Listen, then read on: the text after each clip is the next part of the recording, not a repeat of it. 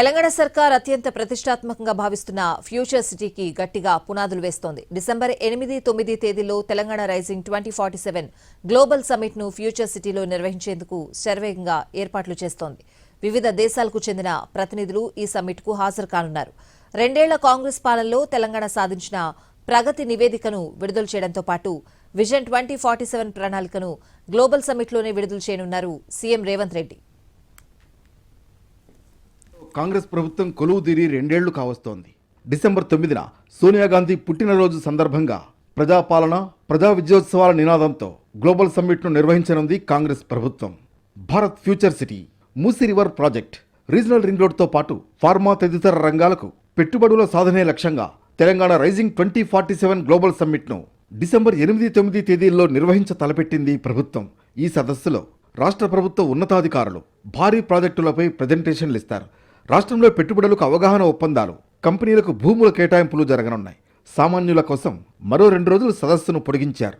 December 10-11వ తేదీల్లో వివిధ జిల్లాల నుంచి ప్రజలను సదస్సుకు తరలించి ఎగ్జిబిషన్ చూసేందుకు అవకాశం కల్పిస్తారు.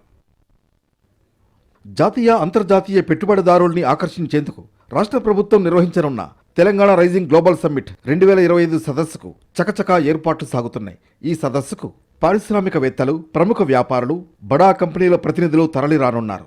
డిసెంబర్ 8-9 తేదీల్లో హైదరాబాద్ శివారులోని భారత్ ఫ్యూచర్ సిటీలో ప్రతిష్టాత్మకంగా నిర్వహించనున్న ఈ సదస్సుకు సుమారు 1300 అంతర్జాతీయ కంపెనీల ప్రతినిధులు హాజరు కానున్నారు. సదస్సు కోసం మీర్ఖానపేట సమీపంలో 100 ఎకరాల భూమిని చదును చేస్తున్నారు. మరో 200 ఎకరాల్లో రోడ్ల విస్తరణ, విద్యుత్ సరఫరా, పార్కింగ్కు పనులు చేపట్టారు. ఈ ఏర్పాట్లను సీఎం రేవంత్ రెడ్డి ఉన్నతాధికారులు నిత్యం పర్యవేక్షిస్తున్నారు. Telangana state government is going to construct a Bharat Future City. It is coming around 30,000 acres. It's adjacent to Hyderabad. So that is our future. That is Bharat Future City. We will provide free land and total support to build India's first Northeast Annex. In this annex, each Northeast state will be welcome to construct. Deputy CM Mallu Bhatti విక్రమార్కకు vision document రూపకల్పన బాధ్యతలను సర్కార్ అప్పగించింది. ఈ డాక్యుమెంట్లో భావి తెలంగాణ ఎలా ఉండబోతుందో తెలిపే అంశాలు ఉండనున్నాయి. ఈ సదస్సులోనే రాష్ట్ర ప్రభుత్వ పరిధిలోని ఒక్కో శాఖ సాధించిన విజయాలు, ప్రగతిని వివరించనున్నారు. రానున్న రోజుల్లో ప్రభుత్వం చేపట్టే వివిధ అంశాలను ప్రస్తావిస్తారు.